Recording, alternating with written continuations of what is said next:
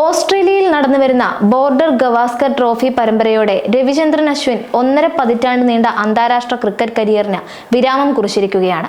ഇന്ത്യയുടെ ഇതിഹാസ spin allrounder ശ്രദ്ധേയമായ കരിയർ റെക്കോർഡുമായിട്ടാണ് പടിയിറങ്ങുന്നത്.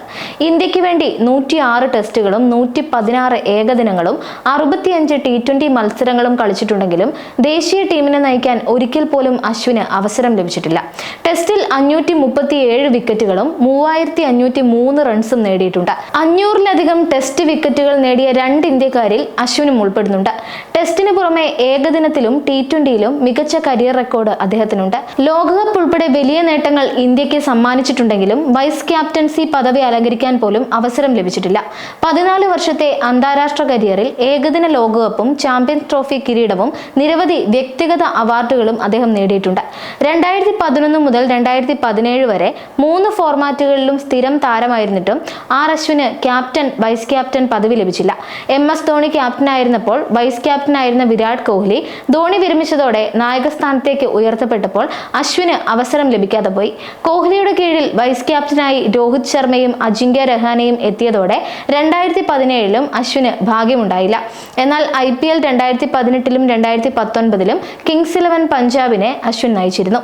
ഇതേ സാഹചര്യത്തിൽ കൂടി കടന്നുപോയ മറ്റ് ഇന്ത്യൻ ഇതിഹാസങ്ങൾ ആരൊക്കെയാണെന്ന് കൂടി നോക്കാം. അതിലൊരാൾ യുവരാജ് സിംഗ് ആണ്.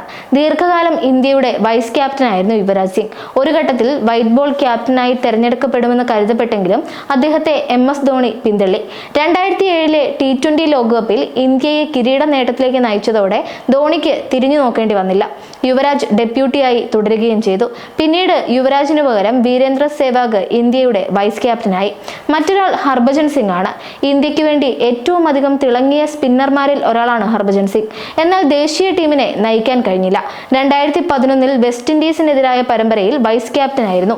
ദീർഘമായ അന്താരാഷ്ട്ര കരിയറിനുടമയായ അദ്ദേഹം 2 വൈറ്റ് ബോൾ ലോകകപ്പുകൾ നേടിയിട്ടുണ്ട്. മറ്റൊന്ന് VVS ലക്ഷ്മൺ ആണ്. ടെസ്റ്റ് ക്രിക്കറ്റിലെ ഏറ്റവും മികച്ച ബാറ്റ്സ്മാൻമാരിൽ ഒരാളായിരുന്നു VVS ലക്ഷ്മൺ. ഓസ്ട്രേലിയക്കെതിരെ മികച്ച കരിയർ റെക്കോർഡുണ്ട്.